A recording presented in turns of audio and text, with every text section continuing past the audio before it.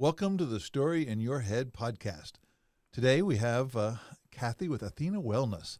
Kathy, welcome to the show. If you could kind of start with a short elevator speech on like who you are, so our listeners can actually begin to know a little bit more about you.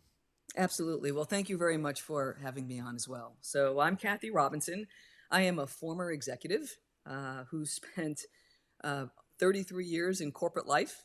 I left at the height of my career to become a wellness entrepreneur.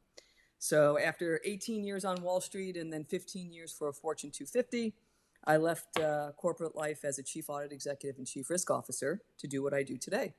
So, Athena Wellness is a company that helps professionals stay well while they're ascending the corporate ladder, and also, when they're ready, help them mindfully descend it and invite what's next. Oh, thank you. You triggered me with thinking about descending the ladder because we spend so much time trying to ascend it. Tell me more about that, about what it means to descend the corporate ladder. Yeah, and to do it mindfully, right? Mm-hmm. And I think this is really, it's been said that the longest journey we'll ever have in our life is the one from head to heart. And that's the way I think about this. So, as successful type A's, and I'm raising my hand here, right? That's what kept us going all of those years, to be able to produce, to be able to execute, to be able to get on to the next thing, to think strategically, but then act tactically, all coming from that left brain. And what I found was, as I was thinking about leaving corporate life, I didn't want to recreate, as wonderful as my career was and as much success as I enjoyed, I didn't want to recreate it when I was creating Athena Wellness. And so then it made me really think about, well, what are my non negotiables? What is it that I really want to focus on? And that got me into this idea of wholeheartedness. And when I wrote my first book, The Athena Principles, it was about that journey and realizing that we kind of do that throughout our career. At least I did. Like there were these turning points, but I never really gave them credence. It was just an evolving life. But when you're really mindful about how you want to create this next phase, you do get to choose. Do you want to come from the heart space, or do you want to stay? And there's nothing wrong with staying in your type A kind of life. Like it works great for some people. But if you're looking for a different way, that opportunity is there. And so not only do we mindfully descend the ladder, I call it going from type A to type B, BE, how to be in the heart space as you're inviting what's next. Thanks, Kathy. So that we, like our listeners, we all have a common understanding. What does the word wholehearted mean to you? Mm. For me, I think back to one of my favorite poets, David White. I saw him back in 2013 or so. I was still at the pinnacle of my corporate career, and he's speaking, talking about when he was working for a nonprofit and was just depleted and exhausted. And he went to a friend and said, "Tell me about exhaustion." And his friend said, "The antidote to exhaustion is not rest. The antidote to exhaustion is wholeheartedness. You feel exhausted because you can't be wholehearted in the world." And that really gave me pause. I started asking myself, well, where am I showing up wholeheartedly, my whole self? And where am I not? Where am I showing up so I can do that next thing, get that next thing done? And so that kind of became that journey of going from head to heart and thinking about what does that mean? It's a very unique journey. It's you can't cookie cut it and say, okay, you follow these steps and you get to wholeheartedness. It's a very different journey. I can give direction, but what that actually means to people, what is it that makes you feel alive? What is it that makes you not feel drained, but feel energized? That's the quality that we're looking for in wholeheartedness. That's great. There's another word, and I want to work on just to understand where you're at. Because one of the sayings that you always hear, like, well, if you ask a room of people what trust is, you're going to get as many answers of what trust is as there are people. And I think there's even a bigger word that people don't have a common understanding for, and that is be or being. And they go like, being, yeah, well, oh, I'm a human being. Oh, really? Well, what does being mean? Right? And they go, I don't know. What is it to you? How do you use it in your life? Yeah. To be or being. Yeah. To me, it is getting quiet enough to be able to hear your own inner wisdom.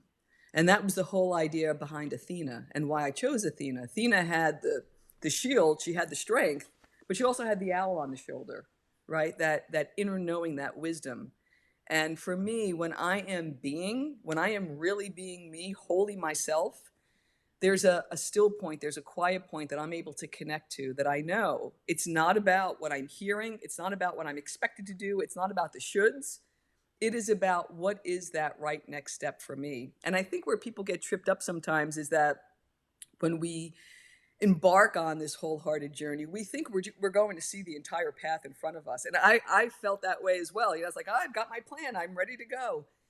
It unfolds, and it unfolds one step at a time. And so I think the ability to be able to, especially if you're in transition, to be, you know, going from one type of life to another, there's a whole permission phase there to just be, to be able to listen, to be able to let the old identity disintegrate so a new one can take its place. We want to just superimpose the new one over the old one and get on with things. And it has been my experience that even though I've tried, that isn't the way it has worked for me.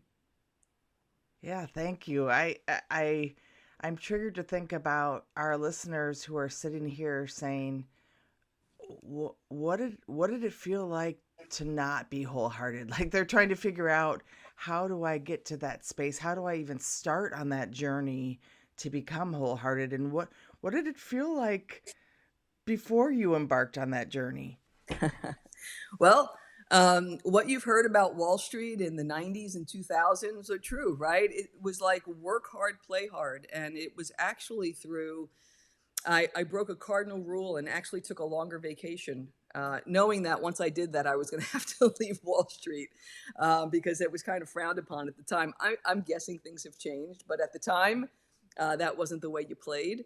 And it was in that trip, it was in that time period, and it was a long road trip. So I had some time just to kind of be and listen and realize you've got to make a change here. So I know, and it has happened more than once in my career. That one was, I was probably the most physically, mentally, and spiritually depleted. And it was less about, even though I was working crazy hours, people think like, you know, you're working so hard, that's what does the burnout. It's actually the disconnect. It's the disconnect to the being. It's the disconnect Mm. to that silence, to that inner stillness, to that inner wisdom. That's what I was disconnected to. So I wasn't really me. I couldn't bring my whole self to work. And so I think when I joined the Fortune 250 after that, I had more of an ability to be able to do that. But then when you get to do your own, you know, create your own business and your own thing, you get to do that even more. And you don't have to quit your job. This was a this was an ongoing, an evolution. You know, this wasn't a revolution. I just didn't walk in one day and say, I quit. I was actually giving this some thought as I was going through and bringing more and more of myself to my current situation to be able to exercise those muscles a little bit. That's not what we're rewarded for, right? So it takes some time to learn, what does it even feel like to do that? And I would say, you know, you start with the smallest thing. And I can give you a quick example. So I reported to the board of directors, was my functional report, and the CFO as my administrative report. And one of the things that I loved was writing and story. Just loved it. And so I found a way to bring story. And now, unbeknownst to the board and my boss, how might I be able to bring story into my quarterly board updates without it being, well, let me tell you a story? It was more of my process. How did I prepare? How can I tell the story of what happened in the company this past quarter in a way that it fed me because it was my writing process, and it also was a value to the company. And so I think there is that sweet spot in the Venn diagram. If you can think about the things that bring you alive in that small way and the things that serve the situation that you're in, how might you be able to start to bring yourself in that way? Oh, that's amazing. Yeah, because some people think, oh, I just have to quit, right? Yeah, I can't be in this space and be who I want to be. But you're bringing a different perspective of, no, you can be who you are, but bring it to where you are. exactly. And meet yourself where you are. And it doesn't have to be a big public declaration, right? It can be in a way, because it's really about feeding yourself. It's not about trying to, tick something off on the list, right? Right. Ah, thank you. Thanks. So there's a when I listen to your story and your like what your market, your audience is, and who you're looking to help, right? It also resonates that there might be some of the people that are in their 20s and 30s who are going like, I don't want to do a 30-year corporate gig and then go do this. I want to do it. I want to be this now. So what do you open for them, or what advice would you give them, or what stories would you share with them around starting now? Yeah, I love that. And actually, that's what gives me a lot of hope and inspiration that people aren't waiting until they're 55 like I was, right? It's just like, hey, why would I do this? It's like that's not a question that, when you when you leave college with a lot of college debt, it's like that wasn't a question to ask, right? It was just, okay, how do I go in and make the most out of this? So I applaud anybody. And this is about transition in general, right? How can you turn life transitions into an opportunity for transformation? So the first thing I would tell them is to first get clear for themselves what's important to you. So, and I think that's harder for a younger generation because there's more incoming coming at them. But that's why that first step of creating some space, of creating some quiet, can be really helpful. And it doesn't have to be like a serious meditation practice or journaling practice. Just 5 minutes. You could do a little bullet journaling. That was really helpful to me. Like when I didn't have time to sit and write for hours and hours, a little bullet journal might be enough to be able to capture those ideas. What are the things that are attractive to you? It could be something like, God, there's something that happens when the leaves are turning. I'm looking outside my window now. The leaves are turning. Like that means something. Well, could it be color? Maybe it's art. Maybe it's nature. What about that is really exciting you? So I would start there. And then I would give myself permission. How can I give myself permission just to be in the space of not knowing? Because I think that liminal space is where all of that's kind of the sweet spot, but it's also in an uncomfortable spot. So you're kind of letting yourself not know. And especially for type A's like myself, that is I got paid to know for a long time. And now suddenly there's this part of me that says, it's okay if you don't know. But I think that's part of the process. And then I would question assumptions. Where did they come from? Like for me, a lot of it came from coming from a blue collar family, first one to graduate college, first one to be in a corporate space. I felt that drive of having to prove myself to myself, really. Well, where did that come from? So trying to unpack, is it mine? Or is it somebody else's? Is it somebody else's expectations that I'm trying to meet? So trying to get clear on that. And then I would have, this is the fun part. That's the introspection. And then the fun part is in the action. How do I explore new activities? So when I turned 50 and I was thinking about, gee, in 5 years I could retire, what would that look like? I started experimenting with things, with wellness things, with ultra marathoning and these long distance sports and sports nutrition and trying out. You know what? I love to cook, but do I want to be a chef? Not when I'm 55, or I love personal training. Do I want to show up at 3 o'clock for an appointment on Thursday? Nope, I kind of did that. So trying to figure out what is it that's really going to align with the values that you're defining for yourself. And then taking small steps. One of the practices, I have a number of practices that I work with my clients and students, and one of them is just taking these small positive steps. And it could be, some of these take like 5 minutes. So it's not a huge time implement, but it's a way of trying things out and then checking back in, coming back to the heart. How did that feel? That's not something we usually ask ourselves. It's usually like, did it work? Is there a long-term future? Is there a viable future in this? This is more of a, how did that make me feel? Because if it made you feel good, if it made you feel at ease, that's a great sign. If it made you feel constricted, you might want to look at that and maybe try something else. So it's a wonderful way to experiment and then bring some of the things into your daily life that feel good. There's a word you used in there called giving permission, giving yourself permission. Like, that's not a space we've normally been in our life where we say, I give you permission to do this, talking to yourself. Right. Could you say a little bit more about that? Like, how does that show up for you, or how have you helped other people work on giving themselves permission? Yeah, I'm smiling because they always say that you teach what you most need to learn.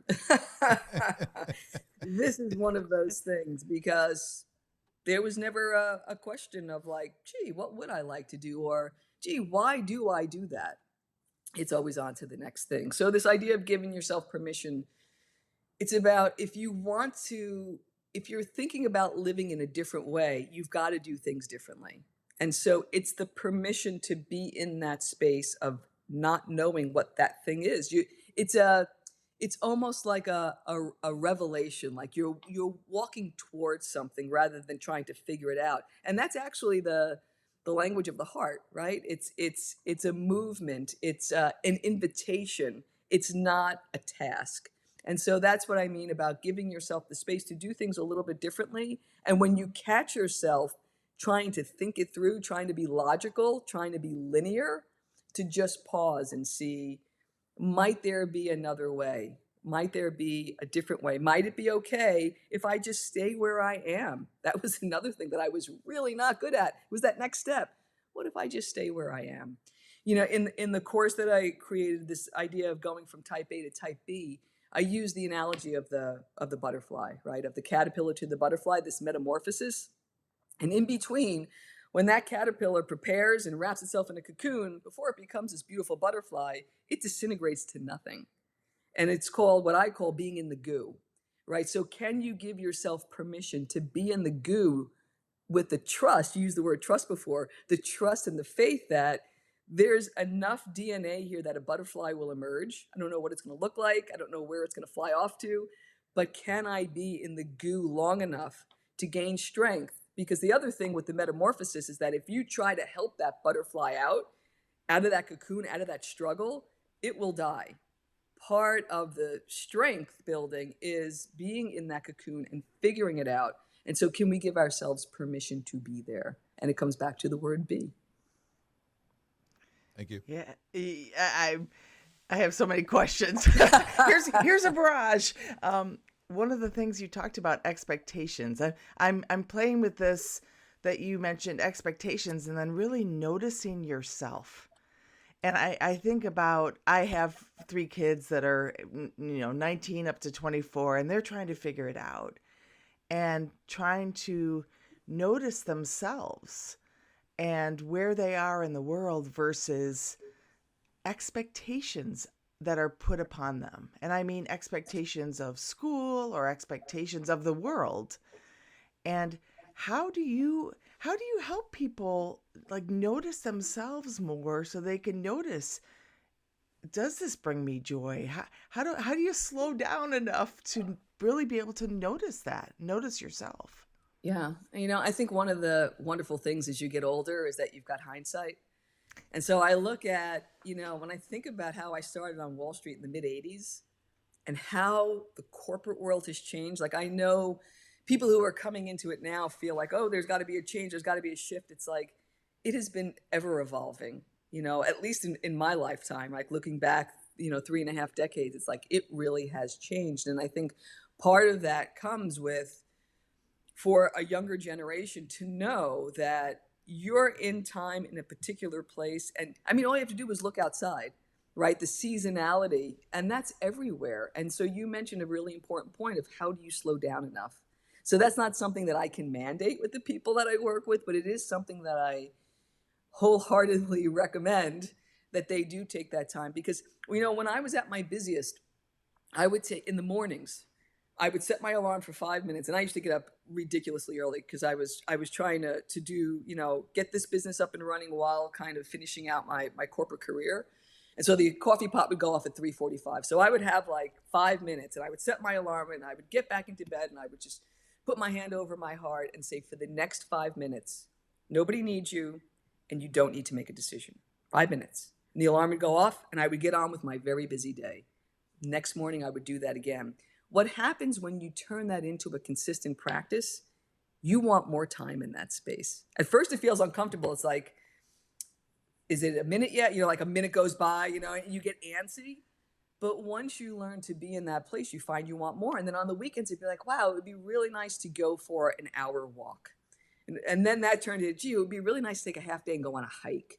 So over time, that feeds itself. It's like, that old adage about, the who wins, in this war between the good wolf and the bad wolf. It's the one you feed. how do you feed? And you only need to feed it 5 minutes at a time. It will take a life on of its own and point you in the direction, but you do need that quiet time. But even if it's 5 minutes, so that's usually where we start. Yeah, that's amazing because I think of all the distractions that there are in the world today and just taking that time away to notice. Thank you. Thank you for Right. that. Yeah. And I will tell you that once you do find a way to spend more time there, you're really mindful of what's coming in, and you realize that you do have a choice. Like, no one is, I mean, yes, we have to do things in our professional lives for sure. I do too. But it's up to us to put those boundaries around that. And it doesn't happen overnight, but you can work towards something. Now, I am really mindful of what's coming in. What is taking me off of this time, because it becomes the most quality time that you have in your life, not only with yourself, but with others. And then people actually can recognize they don't know what's changed.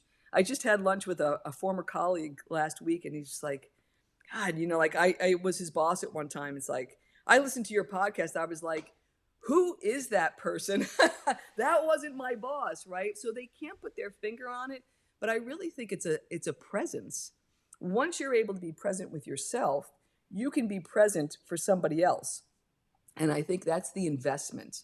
And so if we're going to make changes, and we have to talk to our family, we have to talk to our coworkers, we have to talk to our bosses, whoever it is that's in our lives, how do you come up with those arrangements? Because the investment that you're making in yourself will pay dividends for them. And you've got to be able to have that conversation. Yeah, thanks, Kathy. The story that you had for yourself around wanting to start a new business, like that scares a lot of people, right? It really scares them. How did you lead yourself in that story? Mm-hmm. It took time. Like I said, I know not everybody has the ability. Some people, the decision is made for them. I actually did have some time to give this some thought. And so at first it was a little bit of play of like, it started with the question of how would I want to spend my time when I was in my early 50s, and I never asked myself that question, and I didn't know how to answer it. And so talk about giving yourself permission. It's like, how do I just hold that question? And how do I explore? And at that time, a lot of my time was on airplanes and in airports, and 38,000 feet above sea level, and I would use that time to do things that I loved. And so when I looked at what I was reading and the things that I was doing, it was all around wellness. It was exercise, nutrition, yes, but it was meditation, and it was about being in nature, and it was about simplicity. And when I looked at it, it's like, this is all about living a well-lived life. So when I define wellness, it's really mind, body, spirit wellness. And so I began to think about, well, how might I be able to create a business? Because I knew I wanted to create a business around this idea of wellness. And then I found, oh, there's such a thing as a wellness coach. Well, let me look into that. And then going through the process that I mentioned before of what do I want to do with my days? How do I want to structure them? And how don't I? And I was like, it needs to be lucrative. This isn't a hobby. It needs to be portable, and it needs to be creative. So I want to be able to work anywhere, and I want to bring some creativity to this. So what might that look like? And so it was all these really small steps over a period of time.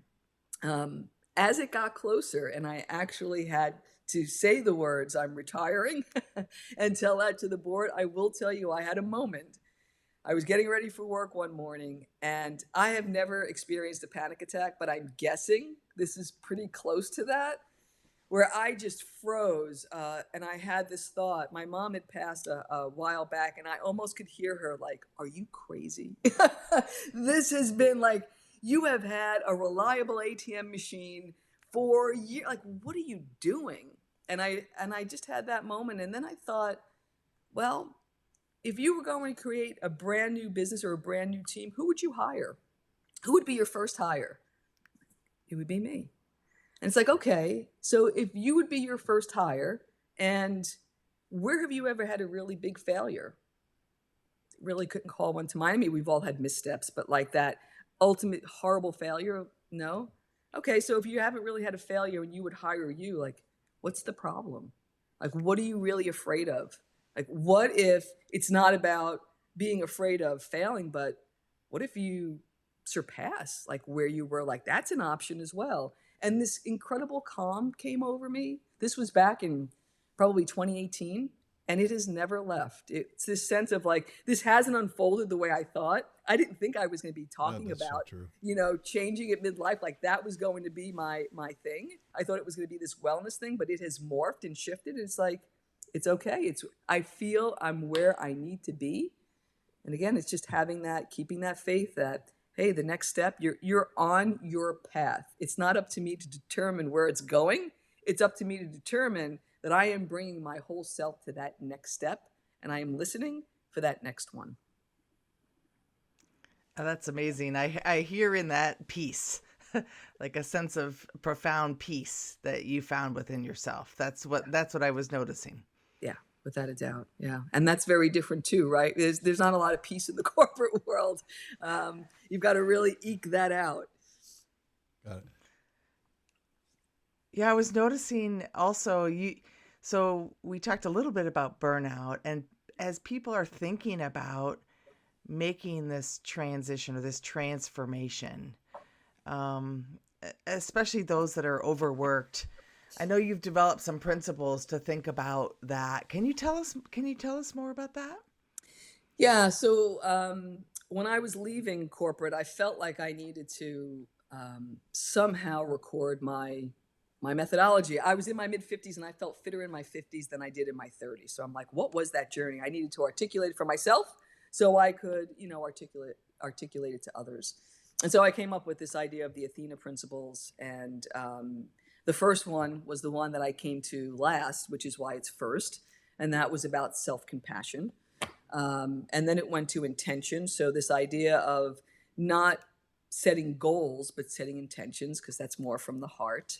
And then it's consistency, which is, although it's mom and apple pie, it's the secret sauce to it all of how do you show up for yourself and give yourself that honored space. And then it's growth mindset because, just like I had that moment of like, this could be a failure. It's like, well, it also could be a huge success. So how do you want to frame this?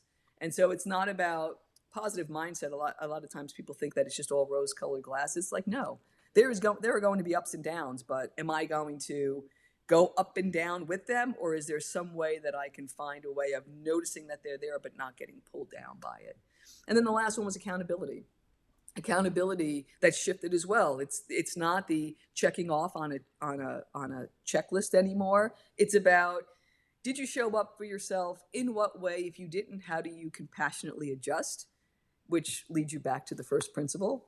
And then to celebrate the wins, which was something that I wasn't really great at, and still have to kind of remind myself that, hey, it's okay to give yourself a little pat on the back. That's okay. That's great. Um, Kathy, if you had a magic wand, we can go Harry Potterish on it and go the elderberry wand, and you could like produce whatever you wanted in the next 5 years with your business, with you and your coaching and your everything else, what would make you happy? Mm. I think it's this, it's less about what it is that I'm creating and more about that the message is getting out that midlife or any transitional period is a time of reinvention. It's a time of reimagining. It's a time of trying to think about what could be. There was a story that I heard recently. I recently wrote a blog post called Retirement is a Verb. And that was because I heard the story of a senator who was recalling that back in the 1960s, there was a lawyer who saw some of the social unrest in the South and wanted to do something to help. And he was a lawyer.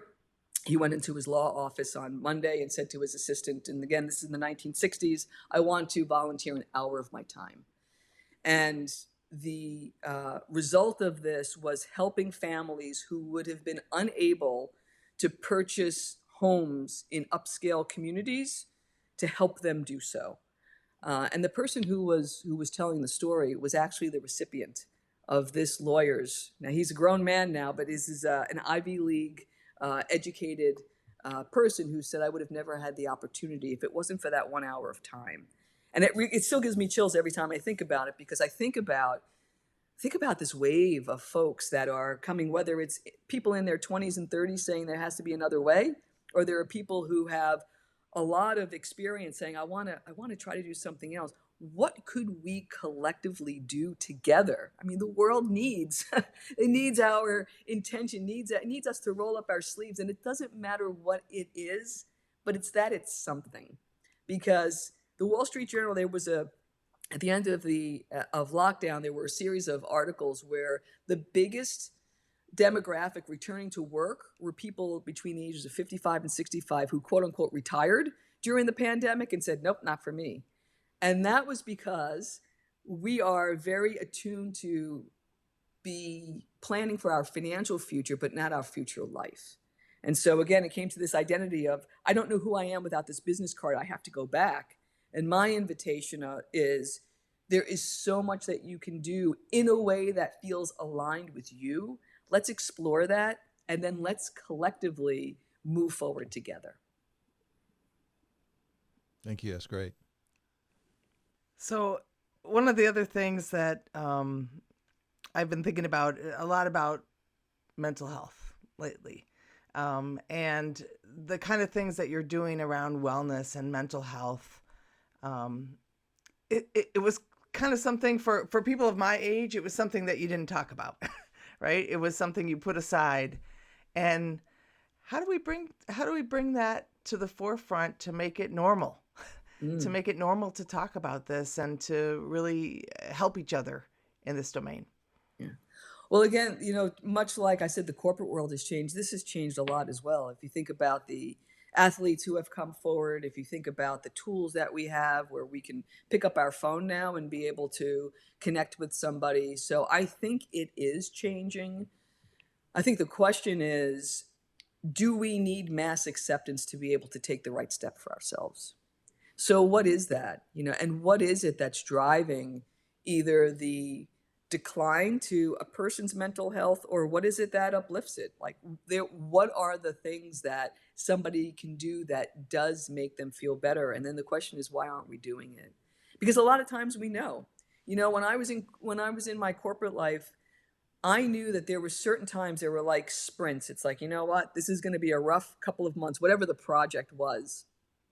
And I was very mindful of, what is it that you can do that's going to help? The reason why I got into ultra marathoning back then, it was the only place people couldn't get to me. It's like, I'm going for a run, and then I'd be out for like 3 hours with my own thoughts. Like, that was my way of connecting with that inner wisdom, but just to be out there. So what is it? I think that's a lot of reason. I'm not a golfer, but I think that's a lot of reason why people go out on the golf course.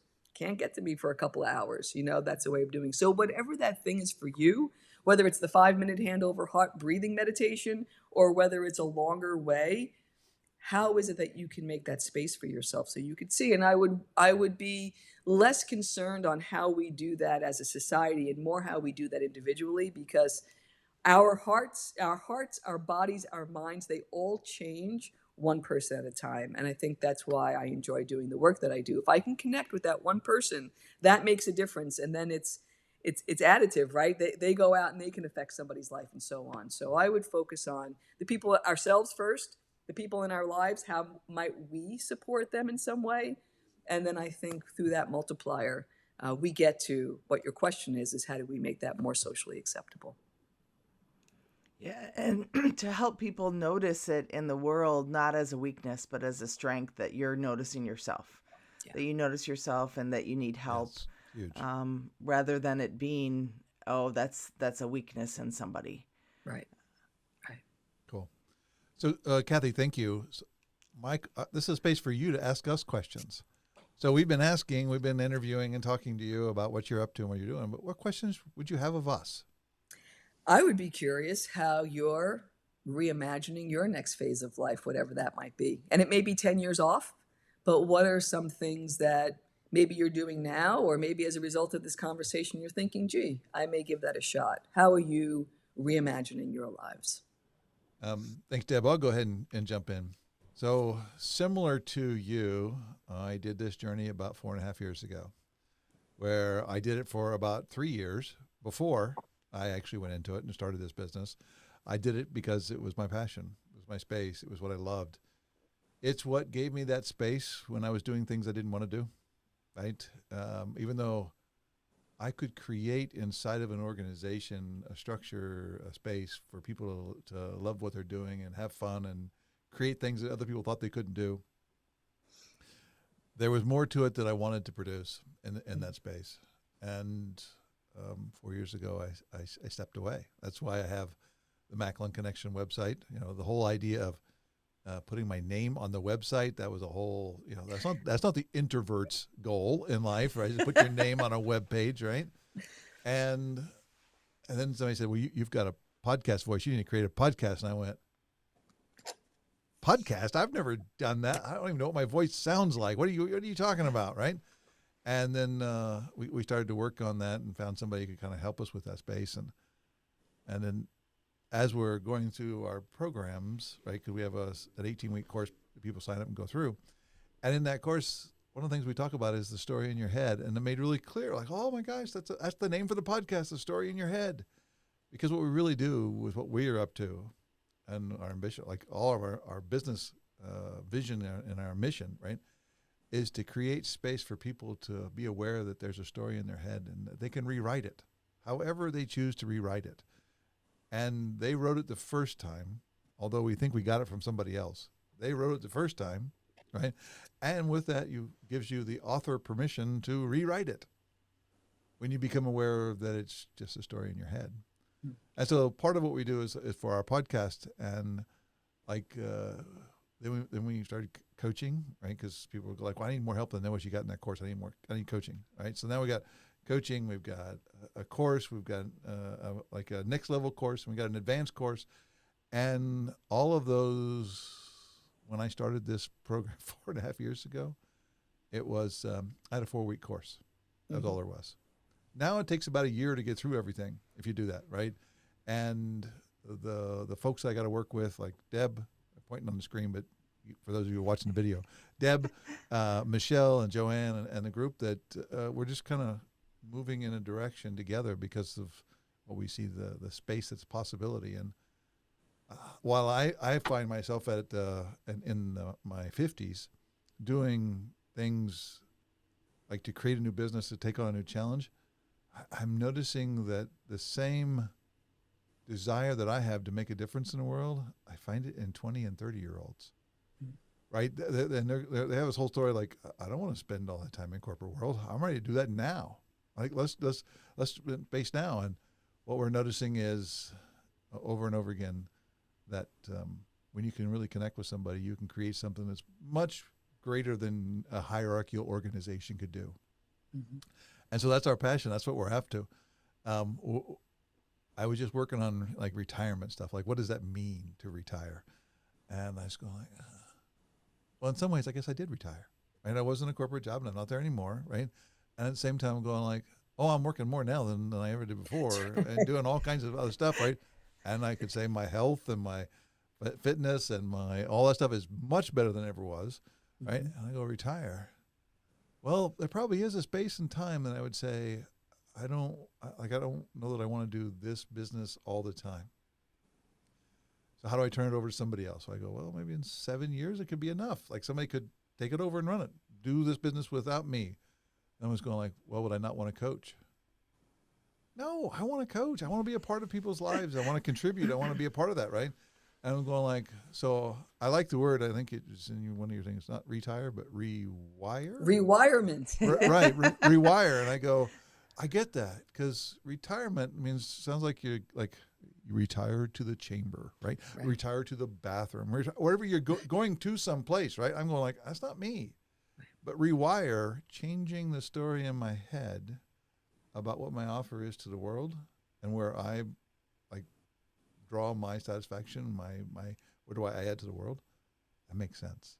Yeah. And so, yeah, I think I've got probably 2 rewirements left.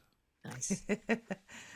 So that's my passion. That's what we're up to. And if I had that one, I would say in a few years, we have 50,000 people who have actually been through our program in some way and can begin to understand and reshape their world however they want to reshape it. And they feel that they have the permission, or they feel that they can like surrender to that they are enough and to create their world, create their Yeah. life that they love. Here, here. That's my answer. Deb? Yeah, so I left corporate life more recently. It was in February. And I had always been involved in startup companies, high tech startups. And that was my passion. There was so much energy and so much, but I started working with Ron on this about 6 years ago. Started leading some workshops, and because of the transformation this made in my life and with my family and with the people I worked with, I just wanted to give more. Mhm. Like give more to the world. I keep thinking about Athena, right, with the owl on the shoulder, and that wisdom that I can help other people, that I can be help to them, whatever help that looks like for them. And so really that was in February, it was a pretty easy decision to say, you know what, I'm going to do this. And I have a very supportive husband who says, do it. And I have never looked back, because it's so, when you get to that space where you're fulfilled, where you're filled up, it's not work anymore.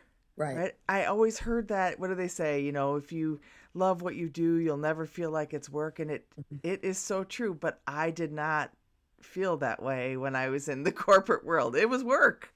Right. And so, me at this age, mid 50s, finding my passion, it's possible for anybody to do that. Absolutely. And you both look very type B to me. So I feel it. So whatever you're doing, keep it up. Oh, thank you. Thank you. Thank you. One last thing to request from you is share your information with our listeners. So if they want to reach out to you or connect to you, website, any email address, whatever that is. Yeah, So very they simple. understand it. Yeah. Yeah. AthenaWellness.com. The book, the online education, the podcast, the blog, all there.